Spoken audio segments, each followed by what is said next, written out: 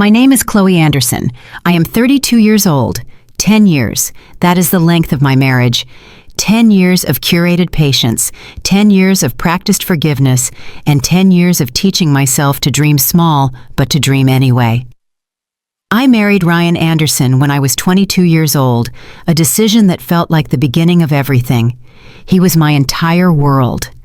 He was so much my world that I walked away from a full-ride art scholarship, a path that led to galleries and openings to support his path, which was still undefined.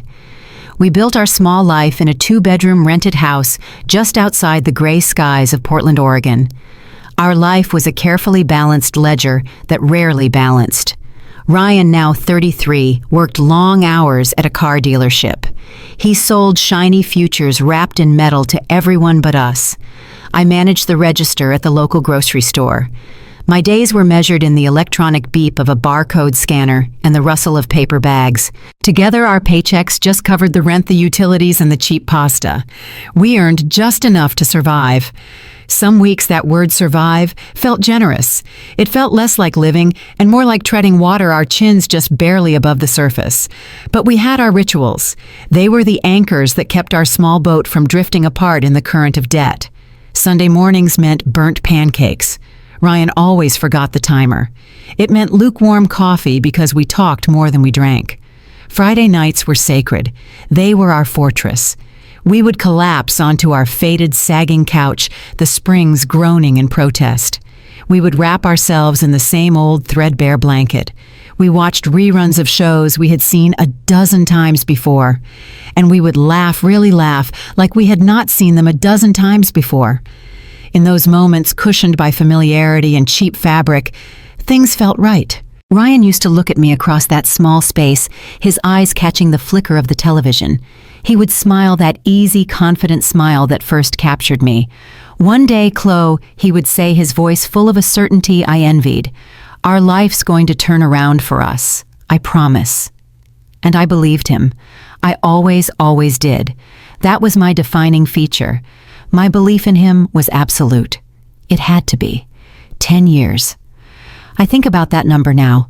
10 years of trading my paintbrushes for that barcode scanner.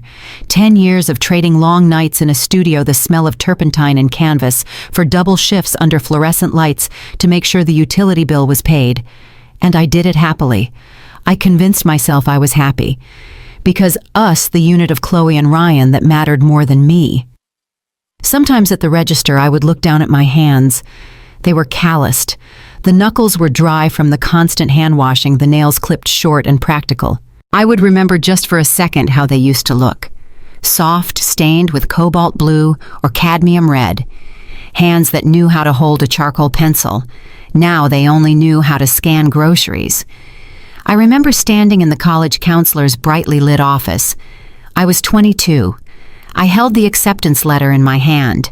The paper was thick, expensive, a full scholarship to one of the best art institutes in the country, a full ride. I could almost smell the future. Ryan had come with me. He stood behind me, wrapping his arms around my waist, resting his chin on my shoulder. He read the letter over my head. He was silent for a moment, then he whispered, his breath warm against my ear. "You don't need that, Chloe." I remember tensing. "What do you mean, Ryan? We have us," he said, tightening his grip, pulling me back against his chest. "I'll take care of us. We don't need you to go away for that. We'll build our own life." And I listened. I looked at the letter, this key to a different life, and then I looked at him in the reflection of the office window. I chose him. I tore the letter in half. I chose us. My patience, I see now, was not just love. It was labor. It was hard, grinding work. It was a conscious choice I made every single morning, waking up in that cold rental house to believe in the future he promised. I chose to believe, even when the present was suffocating us, even when the bills piled up higher and his smiles became tighter. Dreaming small was not a choice. It was a coping mechanism. It was the only way to survive the crushing weight of the one day that never seemed to arrive. In the last few months, Ryan had changed. The man who shared that threadbare blanket with me, the man whose laughter was the soundtrack to our life, was disappearing. He grew restless. That easy smile was replaced by a tense set to his jaw. He started staying late at the dealership, claiming inventory checks or last-minute customers. He started dressing sharper. The worn t-shirts and jeans we bought at discount stores were replaced by crisp, new shirts. I had not picked out shirts that smelled like expensive cologne, not the cheap laundry soap I bought. And then there was his phone. That phone had become a third person in our marriage. It was an extension of his body, a sleek, dark object that was always screened down on the table. It was always locked. He would scroll endlessly in the evenings, a small, private smile playing on his lips. It was a smile he never shared with me. I would ask him what was funny. He would just shake his head, not looking up. "Just work stuff, Chloe." But his eyes never met mine. He was laughing at messages he would never let me see. One evening, I was at the sink trying to scrub the grease from our one good pan, trying to make the cheap dish soap last another week. He spoke into the silence. "We're stuck, Chloe." His voice was bitter, abrasive. It scraped against the quiet of our kitchen. I stopped scrubbing my hands submerged in the lukewarm water. "What do you mean?" "Is this it?" he said. He gestured around our cramped, peeling paint kitchen. "Is this all there is? Just Bill's work and cheap dinners?" His words landed like a slap. This cheap dinner was one I had spent an hour preparing after my own 9-hour shift. It was food, and it was hot, and it was all we had. I saw the name once, just a flash on his locked screen before he snatched the phone away. Jessica, new name. I knew who she was. A new young sales representative at his dealership. The one he had mentioned weeks ago. The one he called a real go-getter. My stomach tightened into a cold, hard knot. I told myself it was work. I had to. Marriage, I told myself, needed trust like lungs needed air. The moment I stopped trusting, we would suffocate. But something cold and heavy had already settled in my chest. I felt a sudden, sharp loneliness. It felt like I was the only one still fighting for us. I was the only one still rowing our small, leaking boat while he sat in the back, bored looking at the shore. I tried to keep us afloat. I forced a smile turning from the sink. I dried my hands on my jeans. "It's not forever, Ryan. We just have to keep going." I tried to keep my voice light, tried to inject the hope I no longer felt. Maybe our miracle is just taking the scenic route. I was trying to convince him. But mostly, I was trying to convince myself. He just grunted and went back to the blue light of his phone. It was a chilly October evening a few nights after that conversation. I was exhausted. My shift had been long, the customers unusually rude, my feet aching inside my worn sneakers. I stopped by the corner store for milk and bread, the staples of our cheap dinner life. Mr. Henderson. New name. The cashier was a cheerful old man with kind eyes that crinkled when he smiled. He held up a new set of glossy lottery tickets, all bright colors and false promises. "Feeling lucky tonight, ma'am?" he teased. I laughed a dry, tired sound. "At this point, Mr. Henderson, I will take divine intervention." I looked at the milk in my hand. What was $5? It was one less lunch this week. It was a small, stupid indulgence, a tiny paper protest against our suffocating life. "Give me one." I handed him the $5 bill. I bought the ticket mostly as a joke. When I got home, Ryan was in the driveway. He was cleaning his car again. He seemed to worship that car lately. I dropped the thin grocery bag on the porch and waved the small, colorful ticket at him. "Maybe this is how God plans to bless us," I said playfully, trying to find the man who used to laugh with me. He chuckled a short, dismissive sound. He rolled his eyes. "Right, Chloe. And maybe pigs will fly over the house tonight." His immediate scorn hurt more than his complaint about dinner. I just shrugged, the playful energy draining out of me. I tossed the ticket onto the car's dashboard. It landed among the fast food receipts and dust. I went inside to make dinner. I did not think about it again. That small slip of paper, my $5 prayer for a little hope. I had no idea it was about to become my $550 million curse. The next few days passed just like all the others. They were a gray blur of survival. I worked double shifts, my feet aching and my mind numb just to pay off our looming utility bill. Ryan continued to complain. He paced our small living room like a caged animal, his voice sharp with resentment that life had no excitement anymore, that he was meant for more than this. His restlessness was a constant thrumming noise in our tiny house. Then came the morning. The last normal morning. Rain poured relentlessly outside, the smell of damp clothes and old coffee hanging in the air. I remember Ryan left early, saying something vague about paperwork at the dealership. Before he left, he leaned over and kissed my forehead. It was the way he used to kiss me back when our love was still effortless, back when us was a fortress and not a prison. I smiled, half asleep, curling deeper into the warmth he left behind in the sheets. "Don't forget to buy coffee," I murmured into the pillow. He did not reply. I felt him just stand there in the doorway for a second longer than usual. Then I heard his footsteps quiet on the carpet and the soft click of the front door closing. Sometimes I replay that moment. I replay it until the edges wear thin in my mind. The faint papery feel of his lips on my skin. The smell of his new expensive cologne that I did not recognize. The sleepy sound of my own voice concerned with something as small and ordinary as coffee. If I had known, if I had been granted 1 second of warning that this was the last normal moment we would ever share, I would have held his hand. I would have pulled him back. I would have told him that no matter how hard things were, I still believed in us. But life does not warn you when it is about to shatter your heart. It just does. I did not know that on his car's dashboard, buried under fast food receipts, the lottery ticket I had forgotten had already begun rewriting our lives. That small slip of paper, smudged with my thumbprint, was worth $550 million, $500 million. Enough to fix every broken thing, enough to buy peace, security, comfort, maybe even happiness. It was a Tuesday morning when I noticed the real shift. He came home unusually early, around 10 in the morning. He was humming a song I had not heard in years. His face glowed. It was not happiness. It was something wilder, something manic. Greed has a shine all its own. I just did not recognize it yet. "Everything okay?" I asked. I was watching him from the kitchen doorway. He went straight to the cheap whiskey we kept for special occasions. He poured himself a drink at 10 in the morning. He grinned at me, a wide, unfamiliar grin. "Better than okay, Chloe," he said, his voice buzzing. "My life is about to change." His words sent a chill down my spine. For days after that, he became a stranger. He changed his phone password. When I asked him for it, he just laughed. He stopped eating dinner with me, claiming he had meetings. He bought new clothes, entire bags of them, and threw the receipts away before I could see the totals. The house filled with the scent of that new sharp cologne. He smelled like money, not like Ryan. One night I made his favorite meal. He did not even sit down.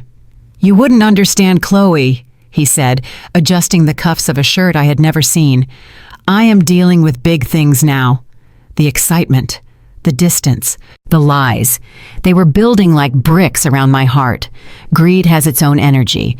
It is a frantic, feverish hum that I mistook for ambition.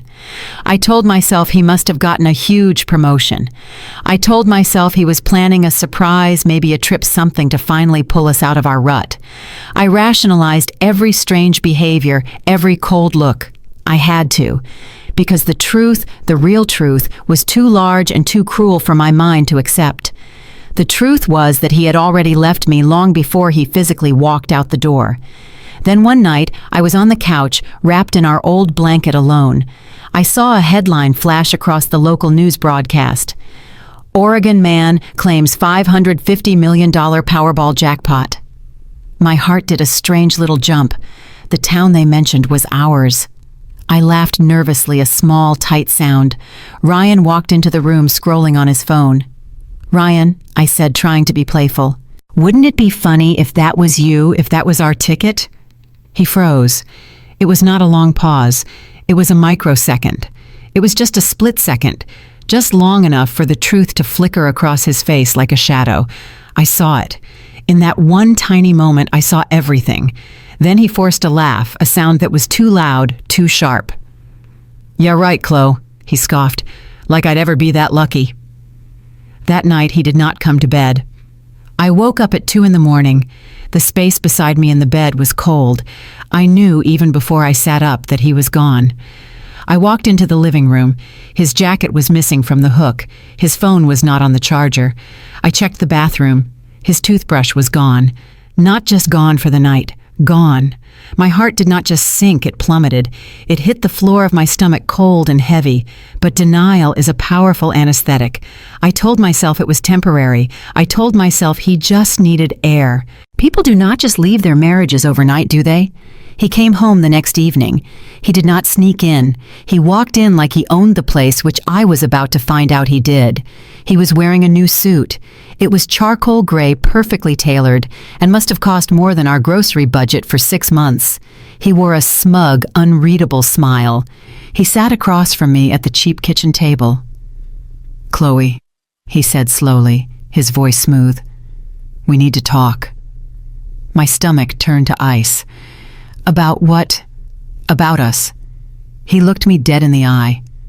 That is when I knew the Ryan I married was gone. "I think we've outgrown each other," he said. The words were sterile, rehearsed. "You hold me back, Chloe. I can't keep living this small life with you." My voice broke. Small life. This small life. I built this entire life with you, Ryan. You and me. Everything we have, we built together. Tears filled my eyes, hot and angry. "What are you talking about?" "Better things. Better people." The name just slipped out before I could stop it. "You mean Jessica?" I had seen her once at a company picnic, young Sharp laughing too loud at his jokes. He did not deny it. The lack of denial was worse than any confession.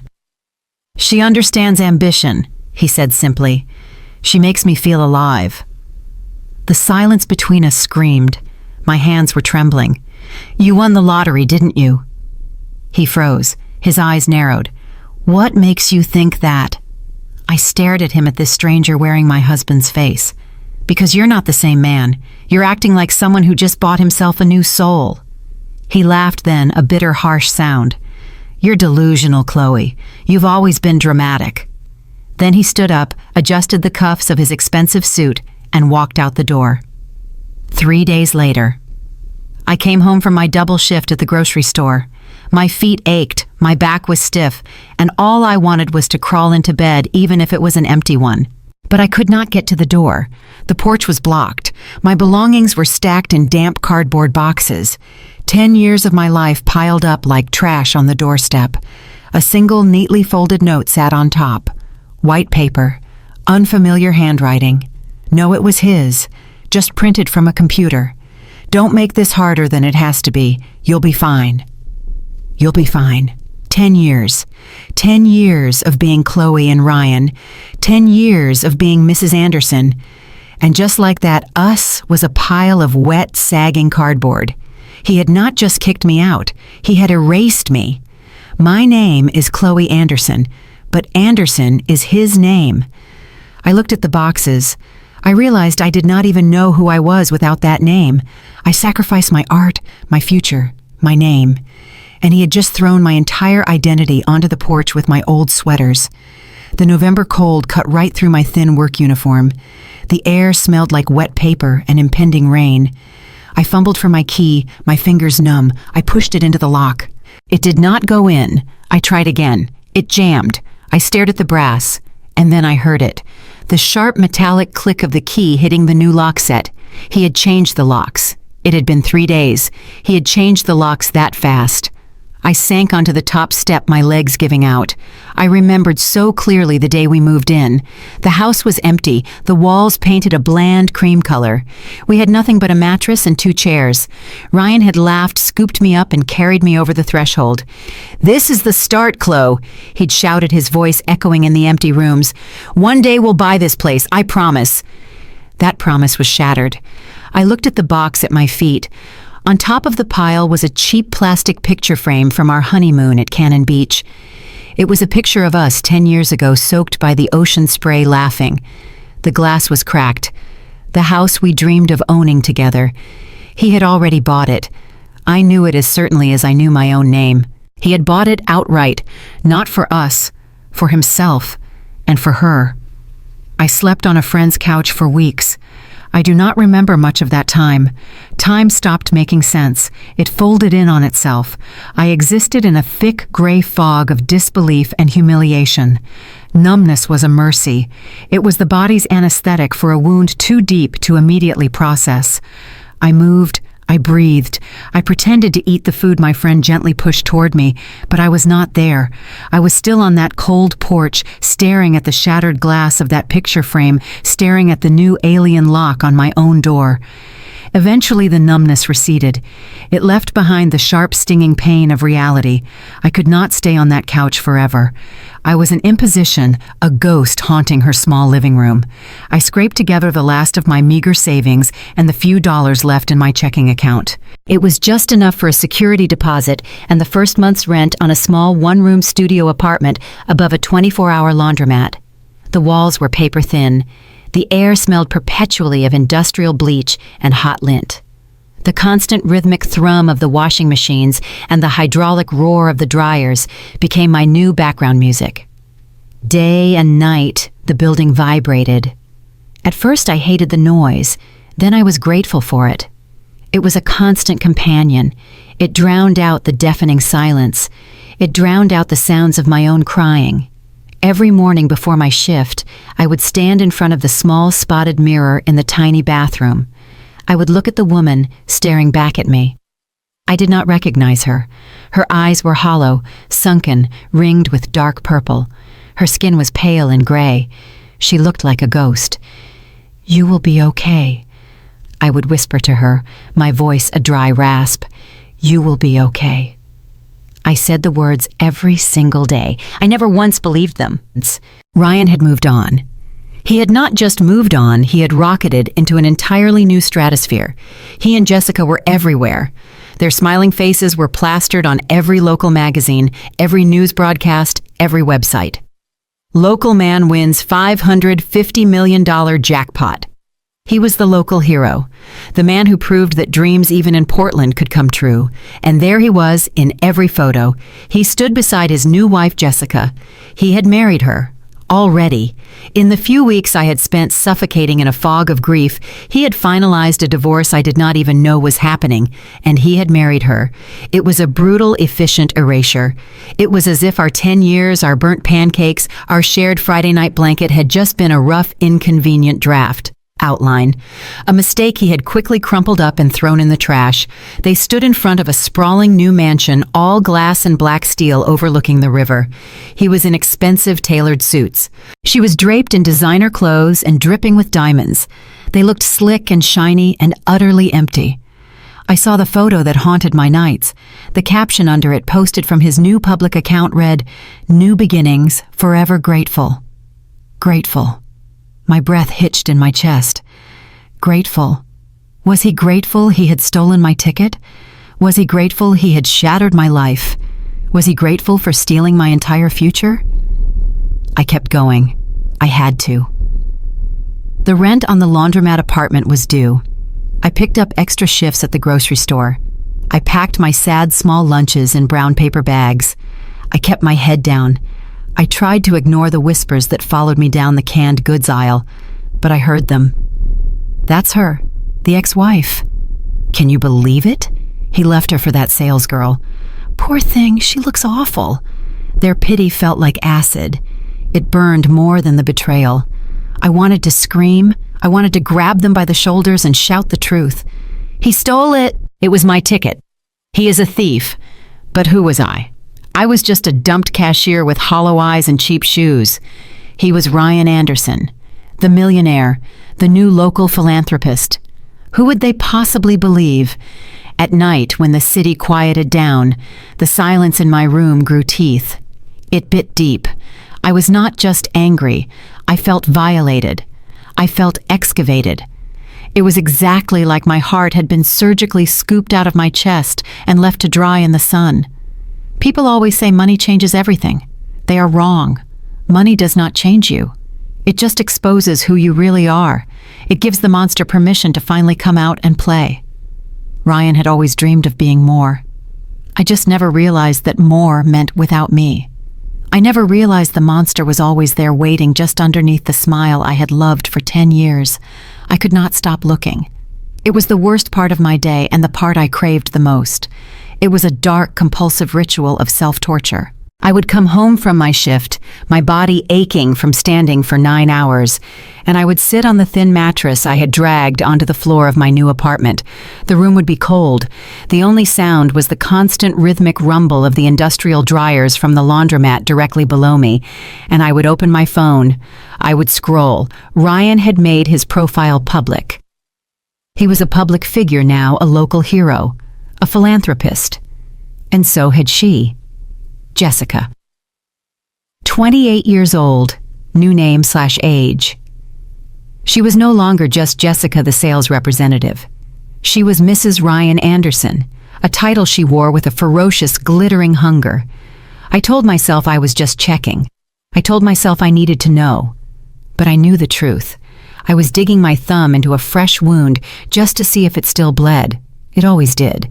She was not just enjoying the wealth that I could have almost understood. No, this was different. This was a performance. She was staging her new life with me as her target audience. She was deliberately, systematically, and cruelly erasing me. She wanted me to know in no uncertain terms that I was not just replaced. I was garbage. I was the before picture she was gleefully destroying. One night, a new post appeared. My breath caught in my throat. It was a selfie of Jessica, her face bathed in the orange glow of firelight. She was in the sprawling backyard of their new glass mansion. A massive stone fire pit was blazing behind her. In her hand, held aloft with 2 delicate manicured fingers, as if it were something filthy, was our blanket. The blanket.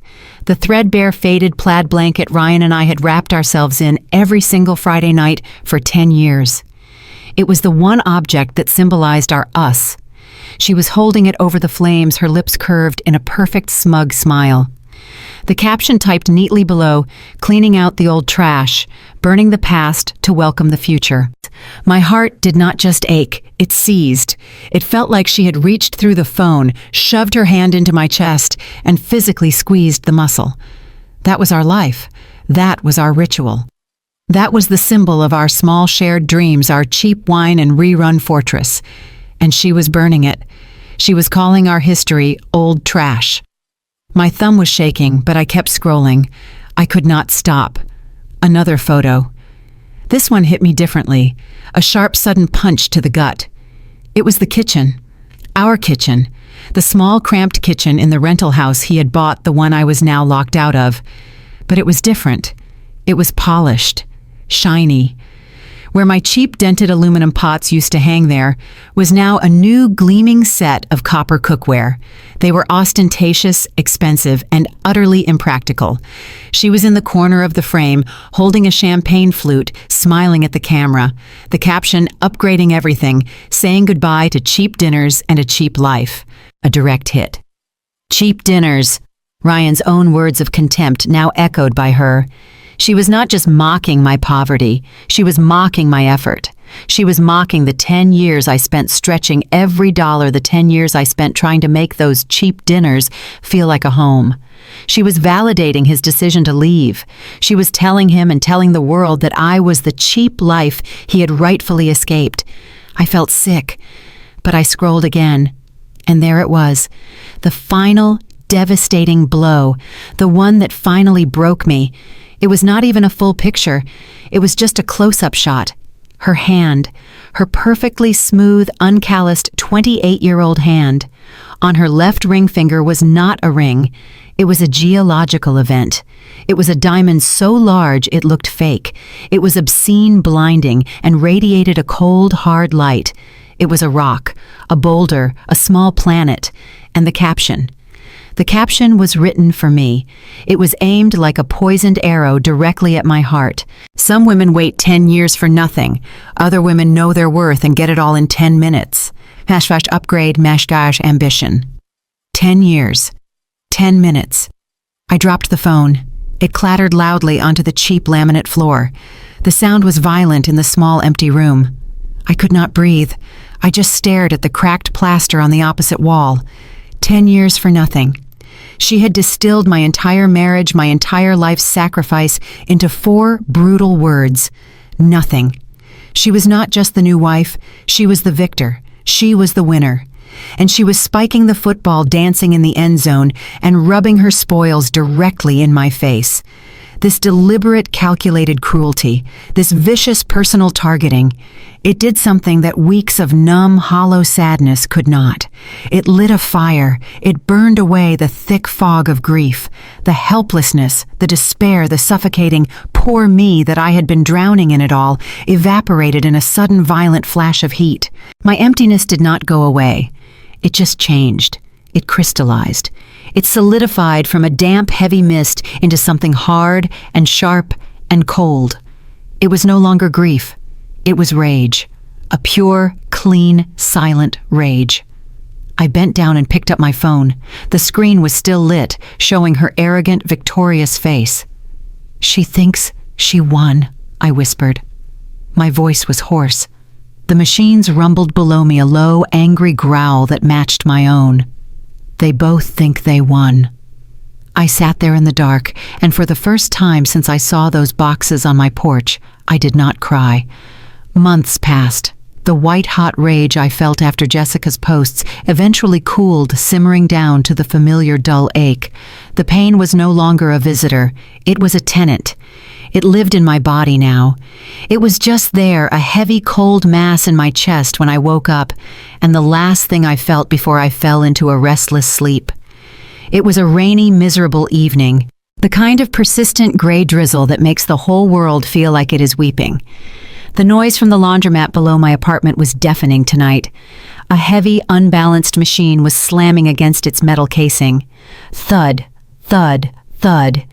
It was a frantic, chaotic sound that perfectly matched the inside of my head. I had to do something. I had to move. I had to keep my hands busy, or I knew I would do it again.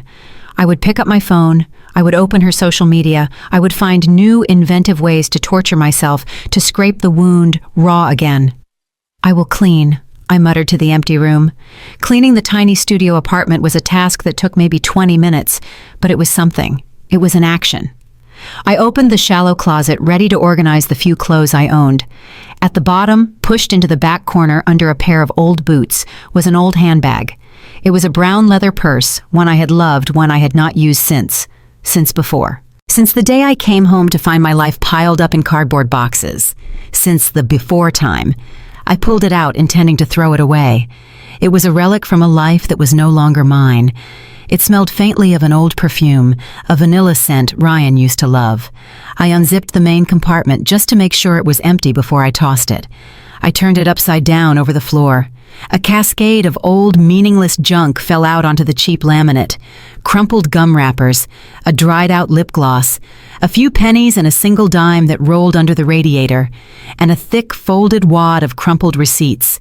Grocery store receipts, gas receipts, coffee receipts, the mundane artifacts of a dead life. I knelt, my knees cracking, to sweep the small pile of trash into my hand. But one piece of paper caught my eye.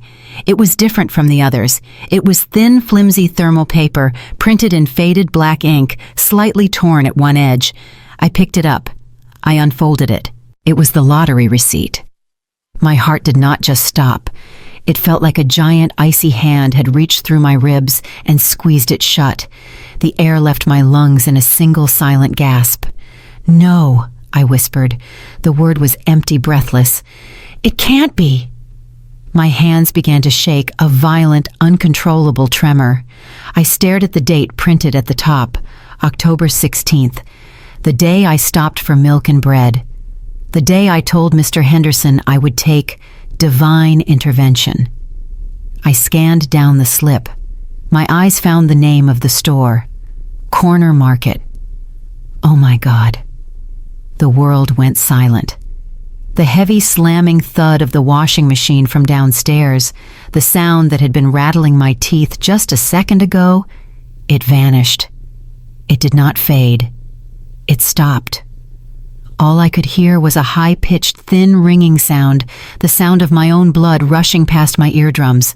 I sank onto the cold floor. My legs were gone. The receipt was just a tiny, flimsy slip of paper.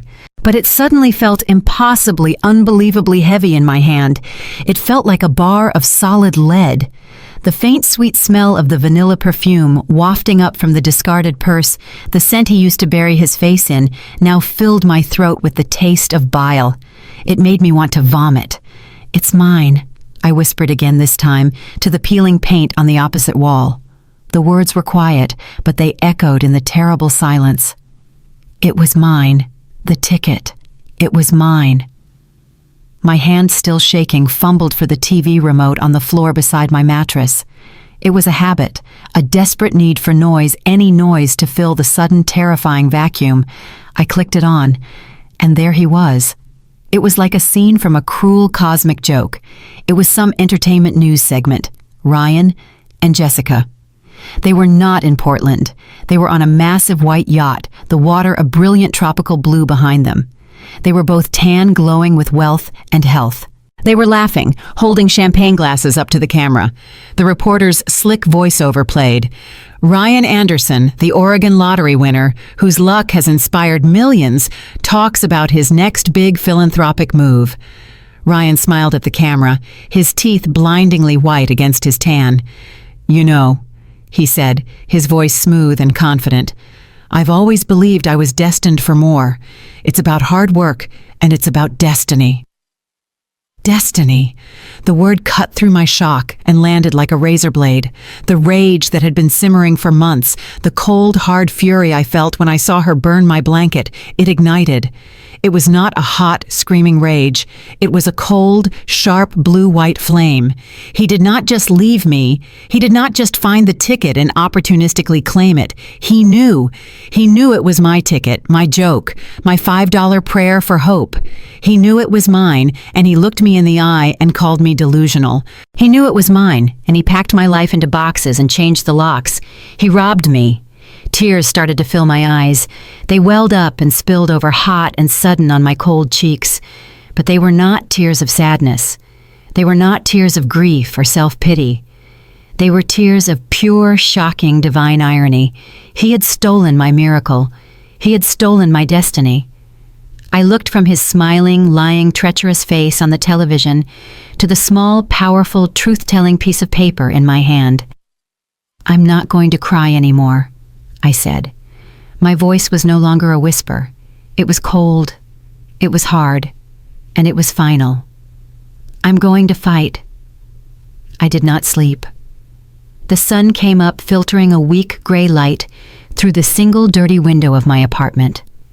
I sat cross-legged on the cold laminate floor, the thermal paper receipt clutched in my right hand. It was my only anchor in a world that had suddenly gone silent. At 9 a.m. on the dot, I dialed the number for the Oregon lottery office. My fingers were stiff and shaking, and I had to press the numbers twice. A polite, cheerful voice answered on the second ring. "Oregon Lottery, how can I help you?" My voice came out as a dry rasp. "Hello, my name is Chloe Anderson. I think there has been a mistake. A very big mistake." The voice on the other end, the polite, professional voice, did not falter. "I see. Can you please provide the details of the ticket purchase?"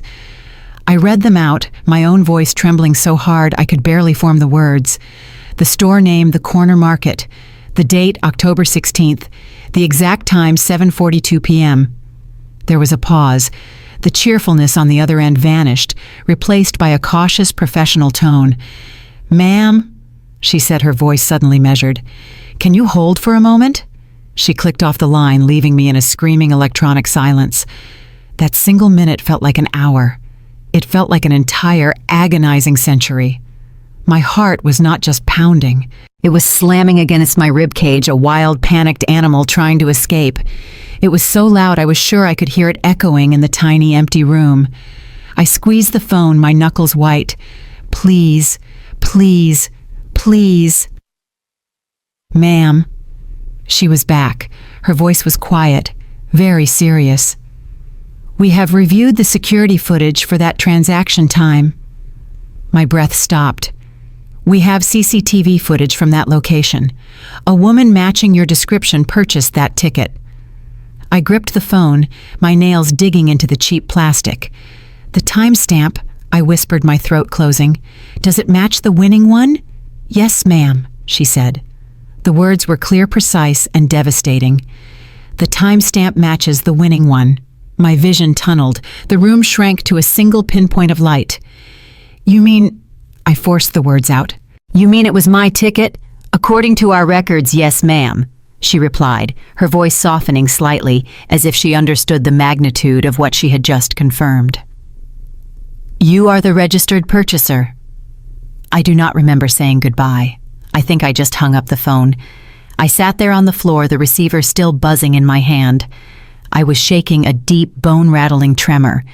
The world tilted, spun, and then settled, snapping into a new, horrific focus. It was mine. The $550 million.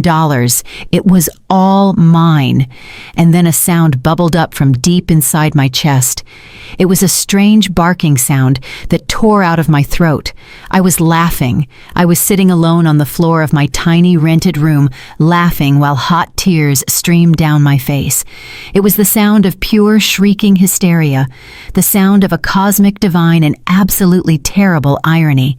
He stole my ticket, my husband, the man who had vowed 10 years ago to love and protect me, the man I had sacrificed my future for. He had looked me in the eyes and called me delusional. He had packed my life into wet cardboard boxes and changed the locks. He had done all of it all while holding my miracle, my future, my money in his pocket. The woman who cried in the dark was gone. She had died in that moment. The pathetic, hollowed-out ghost who wept over burnt blankets and social media posts was incinerated in that flash of terrible, clarifying truth. In her place stood someone else, someone colder, someone sharper, someone who finally understood. Justice does not always arrive like a thunderclap. Sometimes it requires quiet. It requires patience. It requires a plan. I spent the next week gathering my armor. I did not rush. I did not call a lawyer. Not yet. I needed one more piece. My hands were perfectly steady when I pushed open the door to the corner market. The little bell chimed. My heart was hammering, but my face was calm. Mr. Henderson was there behind the same register, under the same humming fluorescent lights. He looked up as I approached a customer query, ready on his lips. Then his eyes focused on me. His face split into a wide, kind grin. He recognized me, instantly. Hey, he said, his voice full of genuine warmth. I remember you.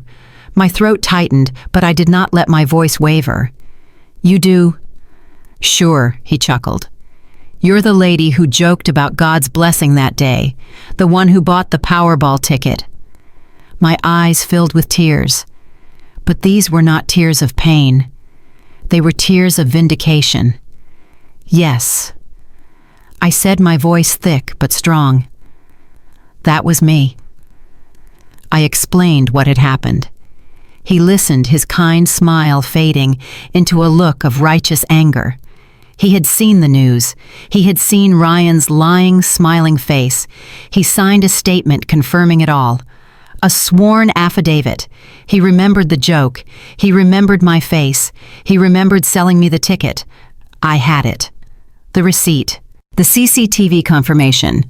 The witness. I sat in my apartment that night, the small file of evidence on my lap. I was not rushing. I watched the news. I watched Ryan's arrogant victory tour. He was flaunting his stolen wealth, giving interviews about destiny. I saw a clip from a local talk show. The reporter was fawning. Ryan, how does it feel to go from selling cars to owning them all? He laughed, that smug, practiced, camera-ready grin. It feels like I earned it, he said, nodding. I've always believed I was destined for more. I turned off the television. The screen went black, reflecting my own quiet, calm, cold face. You didn't earn it, I whispered to my reflection. I did. That night I dreamed of walking into a courtroom. I was not crying. I was not wearing my stained work uniform. I was wearing a simple dark dress, and I was holding my lottery receipt not like a plea but like a sword. The next morning I made that dream real. I had my evidence. The receipt. The sworn affidavit from Mr. Henderson. The confirmation of the CCTV footage. It was a small, powerful pile of truth, folded neatly in a plain manila envelope. But it was not enough. I was a cashier. Ryan had a team of expensive lawyers who were already spinning his narrative of hard work and destiny. I needed a weapon. I needed someone who could fight a dragon and win. I went to the downtown public library, sat at a sticky computer terminal, and typed 7 words into the search bar: best lawyer in Portland. The results were a list of high-gloss firms, but one name appeared again and again, linked to complex financial litigation and high-stakes, impossible-to-win cases. Mark Davenport. His name was on articles and news clips. He looked severe, expensive, and utterly ruthless. He was exactly what I needed. I called his office from a payphone on the street, my coins clinking in my trembling hand. I must have sounded convincing enough or desperate enough because his assistant did not brush me off. She scheduled me for a consultation the very next day. I wore my best clothes, which were just my cleanest black pants and a faded blue blouse. I walked into the lobby of his building, a sleek, intimidating tower of dark glass and steel that vanished into the gray Portland sky. My stomach churned. His offices were on the 40th floor. The elevator ride was a silent, terrifying ascent. The doors opened onto a reception area that was so quiet I was afraid to breathe. It smelled like rich leather and old money. Everything was dark mahogany and brushed steel. A massive floor-to-ceiling window looked down on the entire city. The cars below the people, they all looked like tiny, insignificant ants. I felt like an ant. I was suddenly painfully aware of my worn coat, my cheap sneakers, the manila envelope clutched in my hand. I was a ghost from a cheap laundromat apartment haunting a palace of power. A severe-looking woman with a headset led me down a long hall into his corner office. He stood up when I walked in. Mark Davenport was exactly as intimidating as his photos. He was sharp-dressed in a perfect suit, and his eyes were not warm. They were not friendly. They were cold gray and analytical. They were the eyes of a surgeon or a shark. "Mrs. Anderson," he said. He did not smile. He gestured to the leather chair opposite his massive desk. I flinched when he used the name. Anderson. Ryan's name. It felt like a brand seared onto my skin. I sat on the very edge of the chair, my back rigid. I felt impossibly small. He sat down, folded his hands on the desk, and just looked at me. He did not ask how I was. He did not offer coffee. "Tell me everything," he said. His voice was quiet, but it was a command. And I did. The story poured out of me. But it did not come out as a rush of tears or frantic sobs. It came out in a flat, dead, monotonous tone. It was the voice of someone who has recited her own tragedy in the dark night after night until the words taste like ash. I told him about the 10 years of marriage, about the art scholarship I tore up, about the burnt pancakes and the cheap dinners, outline, about the $5 lottery ticket I bought as a joke, outline. I told him about the boxes on the porch, outline, about the cracked picture frame, and my voice finally cracking with a sliver of the rage I felt, I told him about Jessica's social media posts, the burning blanket, the 10 years for nothing, outline. And then I stopped. I placed the manila envelope on his vast, polished desk, and then I found this, in an old purse. He did not say anything. He opened the envelope. He read Mr. Henderson's sworn affidavit. He examined the copy of the receipt. He read the notes I had taken from the lottery office, the confirmation of the CCTV footage. I waited. I was prepared for him to pity me. I was prepared for him to look at me, the cashier in the cheap blouse, and tell me I was wasting his time. I was prepared to be dismissed, just as Ryan had dismissed me. Mark Davenport did not pity me. He listened with that same, still terrifying intensity. His cold gray eyes scanned the documents. When I finally finished speaking, a heavy silence settled in the room. It was broken only by the distant, muffled sound of city traffic 40 floors below. He leaned back in his massive leather chair. His expression was unreadable.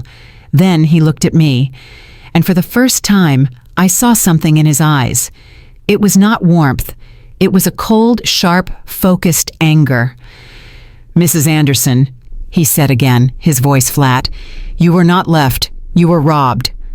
The word, robbed. It hit me with the force of a physical blow. "This is not a divorce proceeding," he continued, tapping the affidavit with one long finger.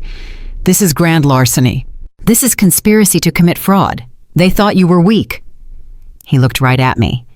"They thought because you worked a register you were stupid. They were wrong." He leaned forward, his eyes locking onto mine. "You have one hell of a case, Mrs. Collins," he said, deliberately correcting himself to use my name, and I realized he meant my maiden name, which was on the affidavit. "It is rock solid, and I intend to win it." I could not speak. I just nodded, a single sharp dip of my chin. A single tear, hot and sharp, escaped and ran down my cheek. I angrily wiped it away. For the first time in months, I felt something stir inside me. It was not the soft, naive hope I used to have, the hope that waited for one day outline.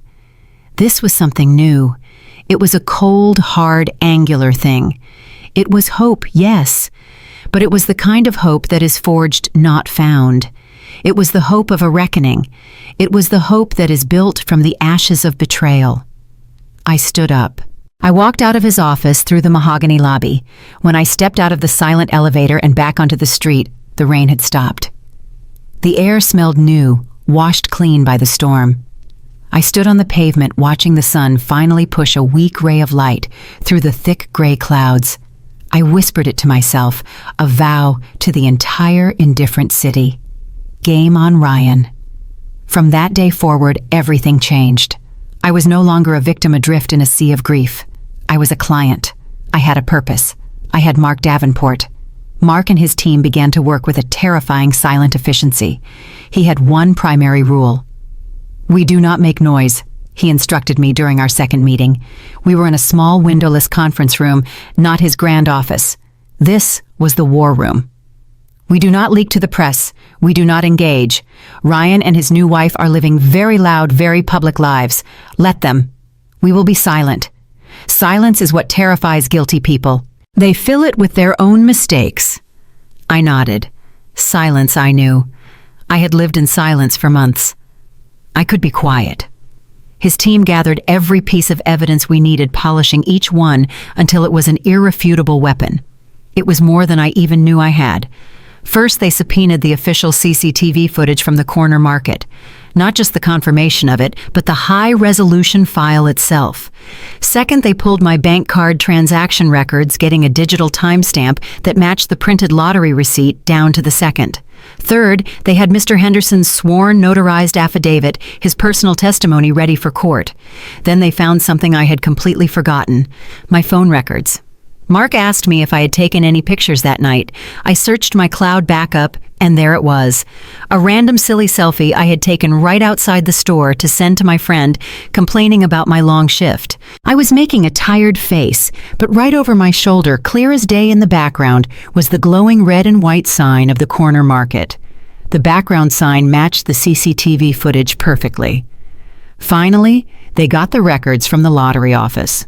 They showed inarguable in black and white that Mr. Ryan Anderson had entered the claims office exactly 48 hours after my documented purchase. It was airtight. It was a perfect, inescapable trap.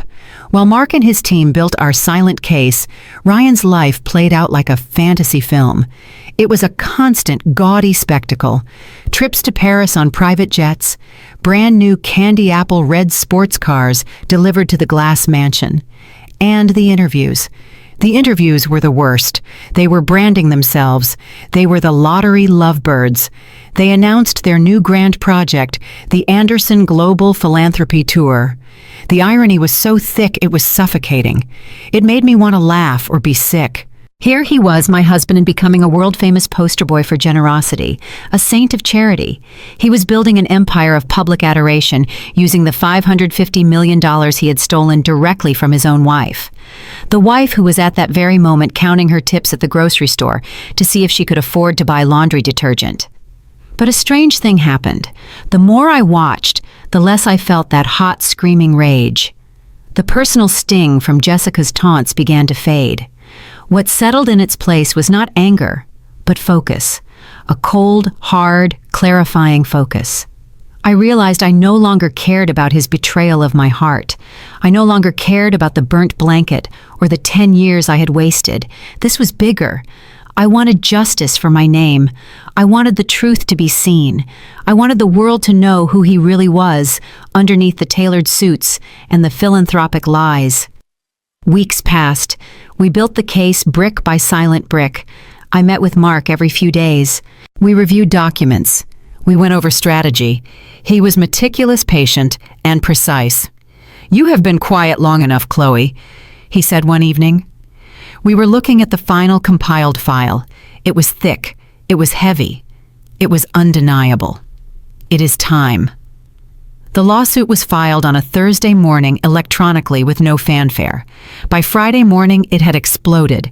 It hit the news like a lightning strike. The silence was over. The storm had arrived. My phone, which had been silent for months, except for calls from my friend or my boss, began to vibrate. Then it did not stop. It buzzed and shrieked and lit up, vibrating itself off the small table next to my mattress. The headlines were savage. Wife claims $550 million lottery was stolen by husband. The quiet cashier versus the lottery king. Reporters, old friends I had not heard from in years, distant relatives who had forgotten I existed. They all wanted a piece of me. I looked at the phone buzzing on the floor. I watched it scream for my attention. Then I bent down, picked it up, and I turned it off. I was not doing this for the spectacle. I was not doing this for them. I was not doing this for revenge. I was doing this so I could finally, after all these months, breathe again. I turned my phone back on late Saturday. I had to. I needed it for my work schedule for emergencies. But I kept it on silent, the ringer off. It was a compromise with the outside world. It sat on the cheap laminate counter of my small kitchen, vibrating incessantly. News alerts, texts from numbers I did not recognize, missed calls from reporters. It was a constant angry buzz. Then a new call came through. It was not a no-caller ID or an unknown number. It was a local area code, a number I did not recognize. A cold, heavy knot tightened in my stomach. I did not have to guess. I knew exactly who it was. I let it ring. Once, twice, a third time. I took a single, deep, steadying breath. I walked over to the counter and pressed the green accept icon. I did not say hello. I did not say anything. I just stood there in the silence of my tiny apartment and listened to the expensive digital silence on the other end of the line. Then his voice. "Chloe." He tried to make it sound soft. He tried to load it with the old familiar intimacy, the tone he used to use when he wanted to borrow my car or when he forgot to pay a bill. I had not heard his voice in months, not since the day he called me delusional in our kitchen. But it had no power over me, not anymore. That voice used to be my home. It was the sound of safety, the sound of burnt pancakes on a Sunday, the sound of shared laughter in the dark. Now it was just the voice of a stranger, the voice of a thief. The silence stretched. I refused to speak first. I would not give him the power of my response. His faux intimacy failed, and his tone instantly hardened, shedding the pretense. His real voice emerged sharp and ugly. "What the hell are you doing?" It was not a question. It was an accusation. It was the confused, angry bark of a man who had been cornered, a man who could not believe the mouse had dared to fight back. I finally spoke. I was surprised at my own voice. It did not tremble. It did not crack. It was perfectly, wonderfully steady. It was cold. "I am taking back what is mine," I said. A noise came through the speaker, a sharp, dismissive scoff. It was a sound that was supposed to be a laugh, but it was too full of air and panic. "What is yours?" "Chloe, you have actually lost your mind. You are insane. You cannot win this." He was speaking quickly now, the words tumbling over each other. "You have nothing. You hear me, nothing." I stood up from the edge of my mattress and walked to the one small window in my apartment. I looked down at the street below at the cars passing in the rain. I watched a woman with a bright red umbrella hurry into the laundromat downstairs. I felt utterly, completely separate from the chaos he was trying to spin. I could hear it clear as day. Underneath the loud bullying bravado, I heard the tremor. I heard the fear. He was not calling to threaten me. He was calling to probe. He was fishing. He was terrified, and he was desperately trying to find out what I actually had. His arrogance had convinced him I was just a sad, stupid cashier he could throw away. Now that sad, stupid cashier was a threat. "You really think," he demanded, his voice rising, "that anyone is going to believe you?" His voice was too loud, now cracking with desperation. "You, a bitter, broke ex-wife, you against me." A small, thin smile touched my lips. He could not see it. I was looking at my own faint reflection in the dirty window glass. The woman staring back was not the hollow-eyed ghost I usually saw. She was someone new, someone I had not met before.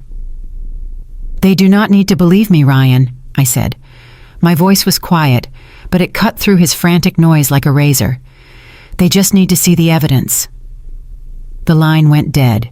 He did not say goodbye. He did not curse. He just hung up. The sudden total silence he left behind was louder and more satisfying than any shouting. I stood at that window for a long time. I imagined him. I pictured him not on his yacht, but in that sterile glass mansion he had bought with my money. I pictured him pacing on the expensive marble floors, his phone gripped in his hand. I pictured him shouting at Jessica. I pictured him finally truly being scared. Greed is loud and bold when it thinks it is safe, but greed is a coward. Greed always fears exposure, and he was finally, after all these months, being exposed. The next morning my phone rang again. I did not recognize the number, but it was not Ryan. It was Mark Davenport. His voice was clipped professional. All business. "They called," he said. There was no preamble. His lawyer called my office at 8:01 a.m. "They are panicking." "What did they say?" I asked. My hand was steady. "They want to settle," Mark said. "They want this to go away. They are offering you a one-time payment, $5 million. In exchange, you sign a full non-disclosure agreement. You never speak his name or this case again." $5 million. 6 months ago, that number would have been a solar system. It would have been a miracle. Now I saw it for what it was. It was an insult. It was hush money. It was the price he was willing to pay to keep his stolen $545 million empire. I laughed. It was a soft, short, dry sound. "No," I said. Mark was silent on the other end. He was waiting. "No," I repeated. My voice was as hard as the concrete I was looking at out the window. "He took it from me publicly. He humiliated me publicly. He built his entire new life on this public lie. He does not get to hide in the shadows now." I took a breath. "He will lose it publicly." I heard what sounded just for a second like a smile in Mark Davenport's voice. "Good," he said. "That is what I was hoping you would say. I will inform them of your refusal. Get ready, Chloe. They are not going to play nice anymore." Mark was right. They did not play nice. My refusal of the $5 million was not a negotiation tactic. It was a declaration of war, and they returned fire with everything they had. Mark called me less than 24 hours after I refused the settlement. His voice was no longer calm or strategic. It was cold. It was the focused, hard voice of a fighter who had just seen his opponent pull a knife. "Chloe," he said, and the lack of preamble terrified me. "They are not just refusing to budge. They countersued." My blood went cold. I sat down hard on the edge of my thin mattress. "Countersued. For what I am, the one who was robbed. I have the proof." "They are accusing you of harassment," Mark said, his voice flat, reading from the document. "Intentional infliction of emotional distress and attempted extortion." That word, extortion. It hung in the air thick and ugly. He was officially legally accusing me of trying to blackmail him for the money I had won. It was a vicious, disgusting, and utterly brilliant tactic. He was not just defending, he was attacking. "That is not all," Mark continued, and I could hear the anger in his voice now. "It is the second filing. They are petitioning for an emergency restraining order and a gag order." "A gag order." "They want to legally silence you, Chloe, completely. They are asking the court to forbid you from speaking about the case, the marriage, or even his name to anyone. Not just the press, anyone." Friends, social media, other employees, they are trying to cut your tongue out and isolate you. They want to make you a non-person.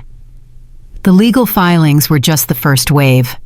The coordinated public relations assault began that afternoon. I was at the grocery store ringing up a customer's items when I saw my own face flash onto the small television mounted above the cigarette display. It was an old, unflattering photo from my employee file. Then Ryan's new high-powered lawyer, a man with silver hair and a $5,000 suit, was on the screen reading a prepared statement. Mr. Anderson is deeply saddened by the erratic and unfortunate actions of his estranged wife, the lawyer said, his face a mask of solemn concern.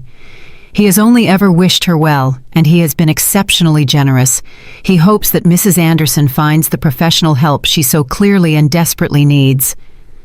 Erratic, estranged, professional help. They were not just fighting my claim. They were executing a character assassination. They were painting me as insane. The narrative changed overnight. The media, which had briefly been fascinated by my David versus Goliath story, now had a juicier angle. Ryan was not just the lottery hero. He was the victim, a generous, kind man being stalked by his crazy, greedy ex-wife. The tabloid headlines were brutal. I saw them in my own checkout line. Bitter wife tries to extort lottery hero. Inside the toxic marriage of the Powerball millionaire. Gold digger's desperate lawsuit, he begged her to get help. The humiliation was a physical force. It was suffocating. I felt like I was being buried alive in their lies. The whispers at the store changed. The pity was gone, replaced by suspicion and judgment. Extortion. I heard one customer mutter loud enough for me to hear.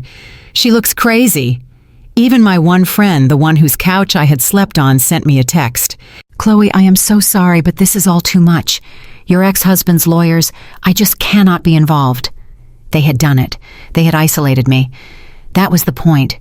To make me so small, so alone, so toxic that I would break, that I would crawl back and take their $5 million just to make the noise stop.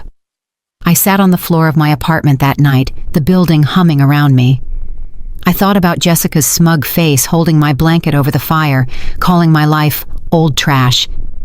I had already been called garbage by his mistress. Being called crazy by his lawyer was nothing. It was just a different kind of filth.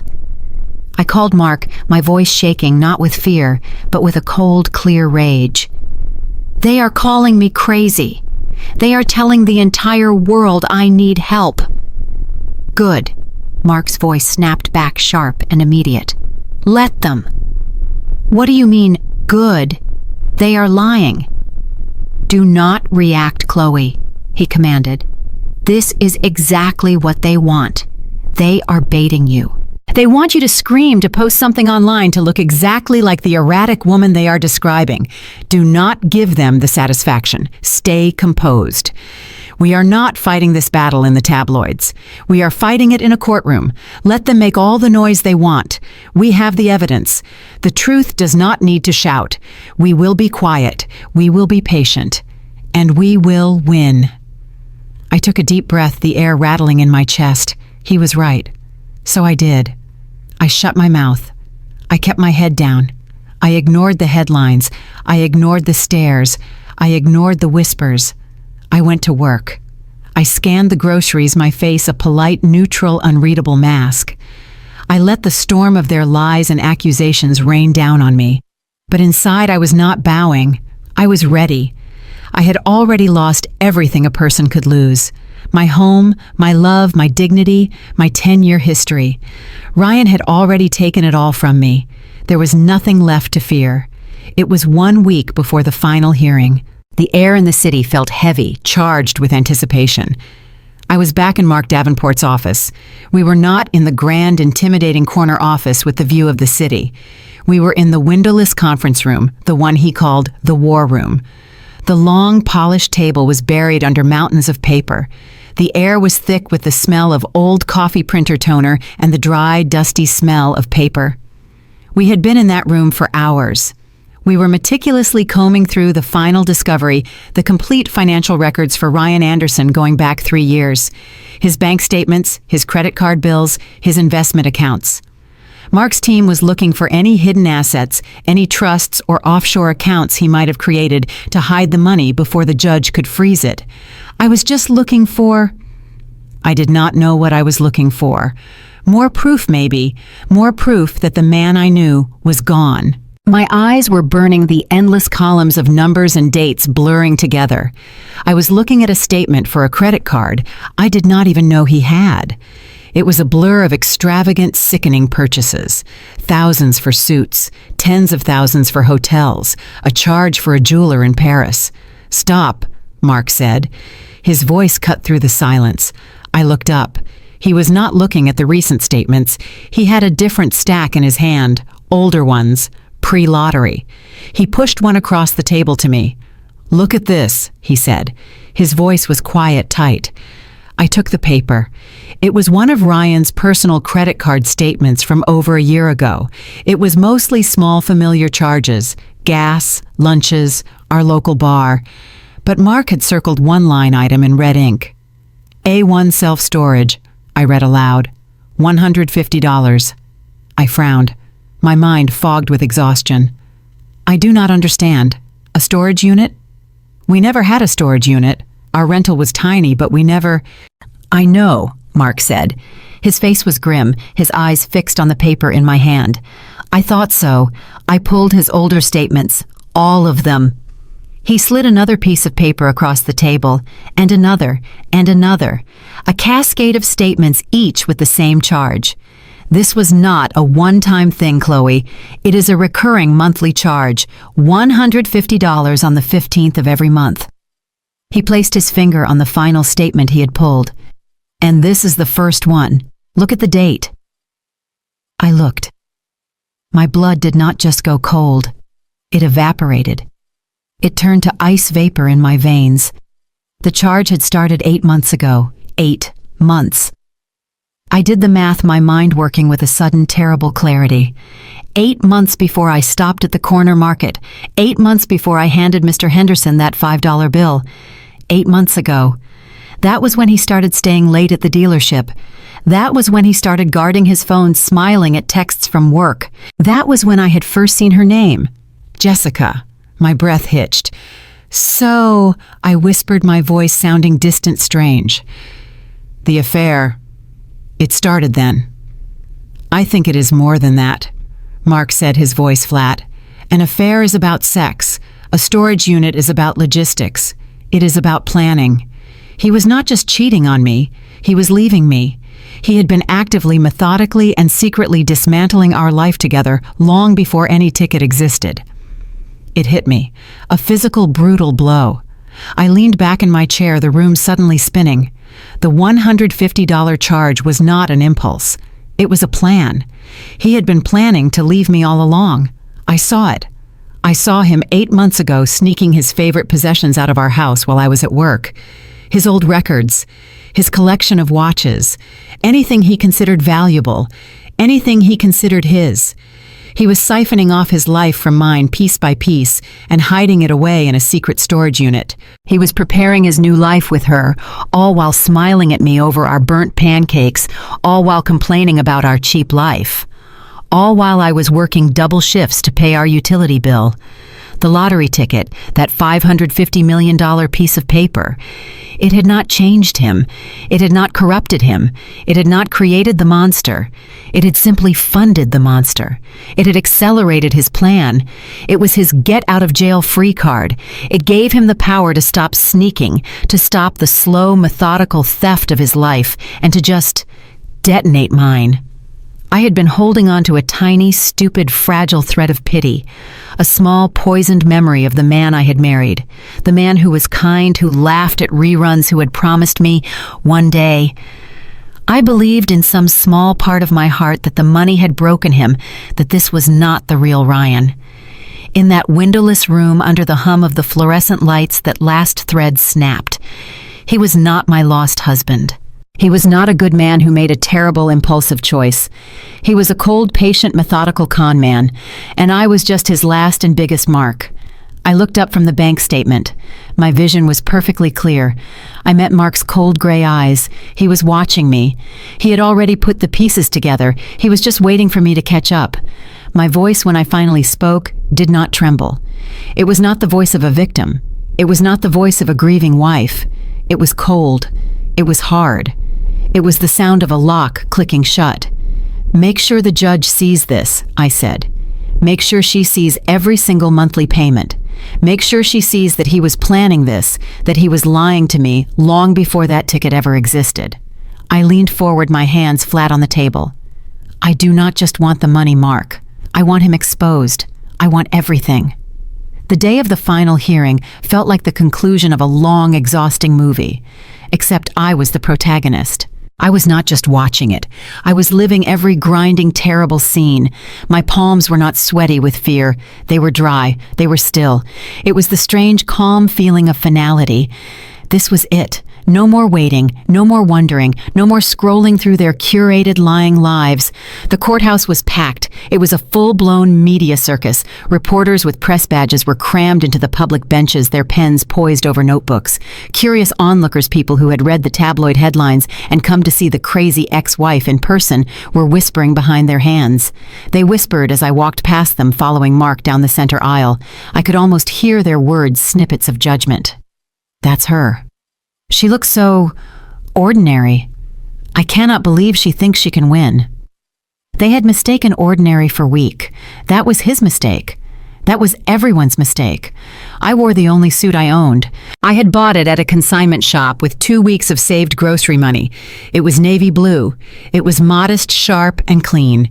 It was not a costume. It was my armor. We sat at our table, and we waited. They arrived late. Of course they did. They had to make an entrance. The heavy oak doors at the back of the courtroom swung open, causing a stir and a rush of clicks from the hallway cameras before the bailiff barked at them to close the doors. And in they walked, the lottery lovebirds, the stars of the show. Jessica, 28 years old, was a vision of calculated offense. She was wearing a dress of bright, screaming scarlet red silk. It was a dress designed to be looked at, a dress that screamed money and sex and victory. She clung to Ryan's arm, her perfectly painted smile flashing at the reporters she recognized in the gallery. She was playing the part of the beautiful, supportive, wronged wife. Ryan stood beside her. He wore an expensive gray suit, the one I had seen on his credit card statements. It had probably cost $5,000. It was tailored to perfection, designed to make him look powerful, stable, and permanent. He held her hand, playing his own part of the devoted, besieged husband. But his eyes betrayed him. They were not smiling. They were restless. They were uncertain. They were darting across the room with a quick, bird-like panic. He was scanning the crowd. He was looking for me. And then he found me. His eyes locked onto mine. For a single frozen second, the entire loud, whispering room disappeared. I saw it. I saw the sharp, tiny intake of breath he tried to hide. I saw the color drain just slightly from under his expensive tan. I saw the visible crack in his polished $550 million confidence. He had not seen me in months. He was expecting the hollow-eyed, weeping ghost from the laundromat apartment. He was expecting the erratic woman his lawyers had painted. He was not expecting this. He was not expecting the navy blue suit, the cold stare, or the man sitting next to me. I did not look away. I did not flinch. I did not give him the satisfaction of seeing me waver. I held his gaze until he was the one who broke it, turning away, panicked, to whisper something frantic to his silver-haired lawyer. I did not care. I was not there to fight him. I was there to end him. The room settled. Judge Annabelle Walsh entered. She was exactly as Mark had described. She was in her 60s, with a sharp, intelligent face that promised zero tolerance for nonsense. She looked out over the packed courtroom with obvious, undisguised annoyance at the media spectacle. The hearing began. Ryan's silver-haired $5,000 lawyer stood first. He launched into his practiced, polished performance. It was a masterpiece of narrative spin. "Your Honor," he began, his voice a rich, sympathetic baritone, "this is a sad day, a truly sad day." He gestured toward me, not with malice, but with a look of profound theatrical pity.